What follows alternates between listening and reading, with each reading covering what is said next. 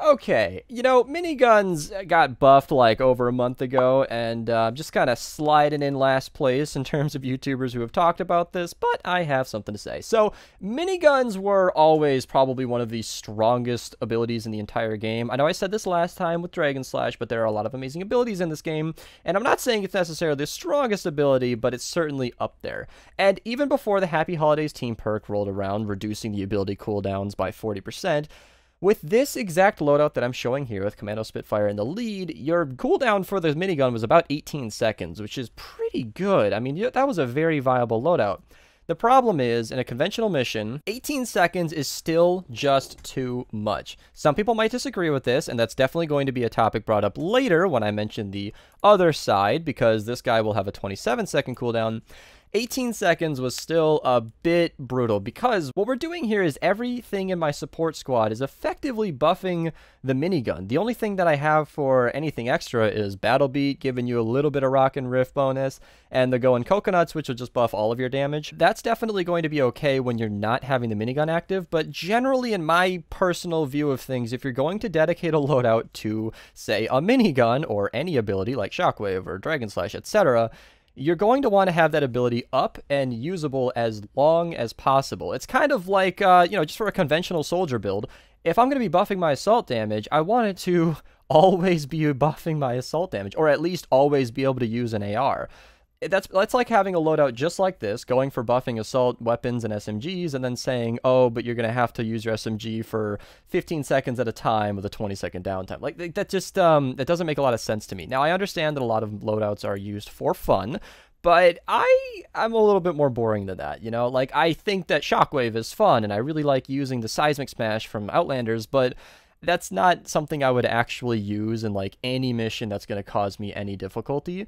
That being said, when it comes to Going Commando, or the minigun as many know it, that is not the case. This weapon is pretty much good up until the 140 zones. I personally stop it there because when you get to a 144 player, that's when things get a little too difficult because elemental zombies are really kind of a struggle with this main build. Again, I'll talk about Boomstick in a second.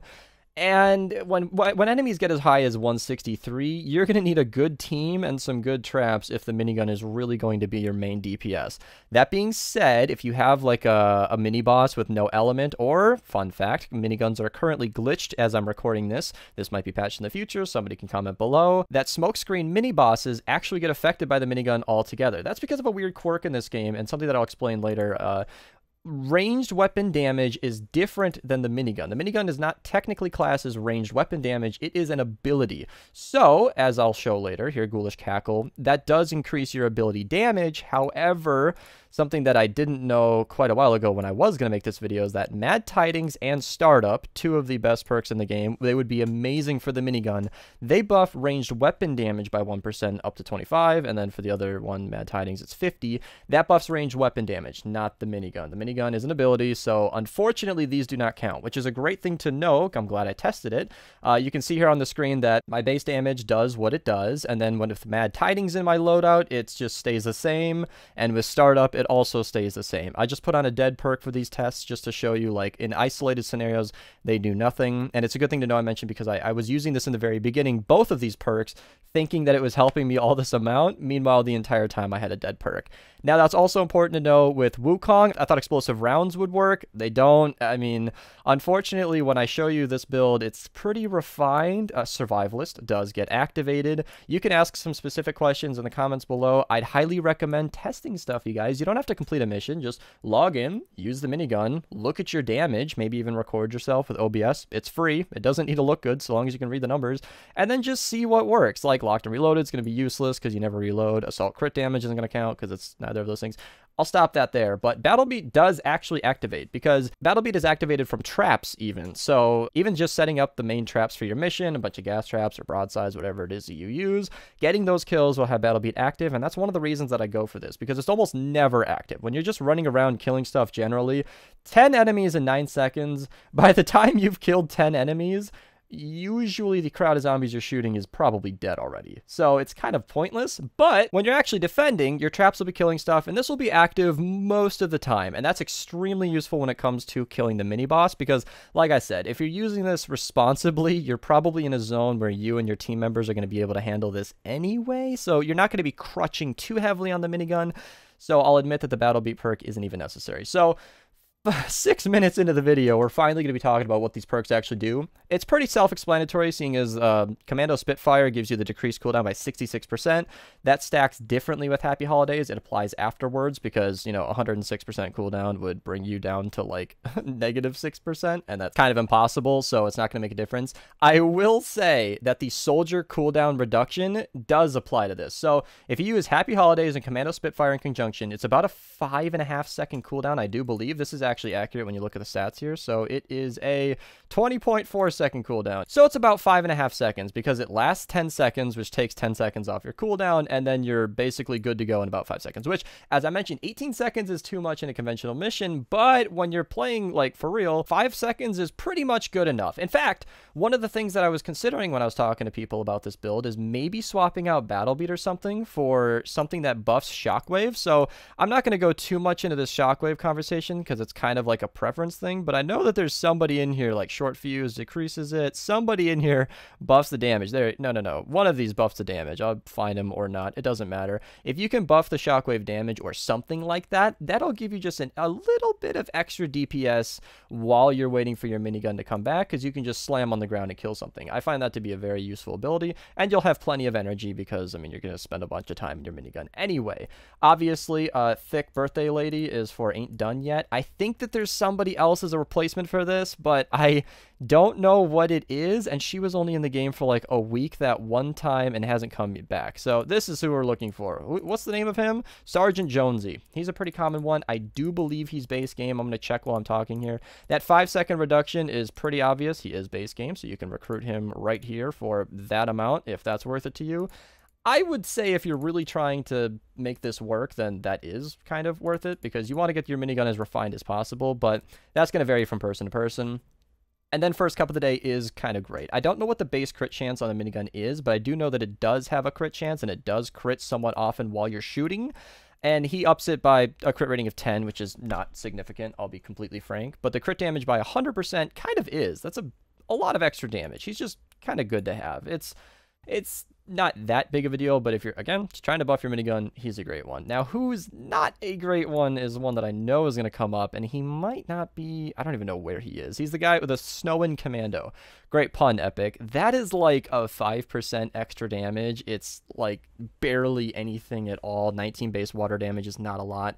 It is kind of fun because it giggles while you shoot it and explodes snowballs and water damage. It's fun. It's kind of cool. If you're going into a fire mission, maybe that's worth it to you, but not something I'd personally recommend. However, in a video about miniguns, I'd be silly not to bring it up. And then lastly is some form of healing, because you're stuck in your minigun. For 15 seconds, you will be able to do nothing but shoot a very powerful weapon. Unfortunately, sometimes that's just not enough because, well, you're going to get hit by a lot. So going coconuts is probably my recommended, because coconuts last 30 seconds. So if you just eat a coconut before you start firing, I don't know if the 16% damage applies to the minigun. It doesn't really matter because my other recommendation here is Survivalist, which only heals after kills and is very passive and very slow. However, if you pop a coconut before every minigun, it's kind of like a mini Warcry if that damage kicks in, and you'll be healing for a lot the entire time that you're in the minigun, and I think that's a safer way to do it. In fact, I'd recommend eating this even if you've taken no damage, because, you know, if you take damage in 5 or 10 seconds, you're not going to have any recourse to save yourself. I kind of skipped over Boomstick because the 25% damage is just great. I mean, have him, obviously. And that last perk is kind of for anybody. Something fun you could try if you don't have any of these heroes and you're just trying to fill in the gaps is actually Fleet. 12.5% might not seem like a lot, but you are very slow while you're using that minigun, and this is kind of a great all-around perk if you have none of what was mentioned before. Now, finally, we're at that part of the video where I'm going to talk about the alternative build. This is for if you really want your minigun to do as much as possible. I also mentioned the Ghoulish Cackle because this is just an option. I tried this one mission. I didn't love it because I had to have my health constantly low, but I mean, 37.5% extra damage is great. It's nice to have. Again, this is an ability, so it does take. And you can also use, I didn't really think to mention this, but Azealia Clark, that ability energy damage is only effective with the boomstick because he turns your minigun into energy, buffs the damage by 50%, and that's basically the only difference. Obviously, with going commando in the support, or going again in the support, your cooldown is reduced by quite a lot. Like I said, now your cooldown after the minigun is over is 27 seconds instead of 5.5, which is pretty significant. That will mean you're going to spend about more than half of your time not actually using your minigun. However, that 50% extra damage and energy is pretty interesting because you do 44% extra damage with a physical build against physical zombies, and energy does 75% of its total damage. If that made no sense to you, then it's like a 50% discrepancy. So the 50% extra damage kind of balances it right back out. That math might be totally wrong, but what I do know is he's definitely better against energy and enemies. I think I went out of my way to get some Smasher footage for this to compare, you know, before and after. This is definitely the stronger minigun, but in my opinion, even if you're doing half the damage that you would be doing to an elemental zombie, because if you're doing 100 damage with a physical minigun to a physical zombie, you will be doing 50 damage to a normal elemental zombie, and then vice versa, energy will do 75% to everything but physical to do 100. It's definitely better against elemental. I don't want to get too far into the math. I do have a video on all of the different elements in the description below, and assuming they apply to the same to miniguns, that will explain things much clearer. And then obviously we just flip it. That's it. Going again goes in the support. He goes in the lead. Some people prefer this. I tend to prefer this on a very hard mission. This could shred a mini boss, especially if it's elemental. But like I said, you're going to spend so much time without the minigun that you might want to sacrifice some of these perks and buff some assault damage or something, because you're going to spend most of your time not using the minigun. And then Survivalist was just the alternative option for this. So that's the minigun loadout. I'm assuming most of you won't make it this far. This is the kind of video that I link people when they ask me if I have a minigun build, and then I just sigh in despair on stream when I have nothing to show them. So this is the kind of video where most people are probably going to get to this point, hit pause, and say, okay, thanks, Beast, and then come back to the stream or whatever. Very, very, very fun loadout. I use this in like the hardest of missions sometimes. Like I said, it's mostly just for fun if we're trolling around. It's not something that's very casual or boring, because you do need to point that minigun places and you do have to actually aim it, but you know, it's still very, very fun, and it's an alternative to the normal run-of-the-mill day-to-day, you know, overpowered setup that pretty much everybody uses regularly. So if you guys enjoyed this video and you're new, feel free to subscribe, like the video, comment below what you guys think. If I got anything wrong or I missed anything in this video, let me know in the comments below, just so that people can find that. I hope you guys have a nice day, and thank you for watching.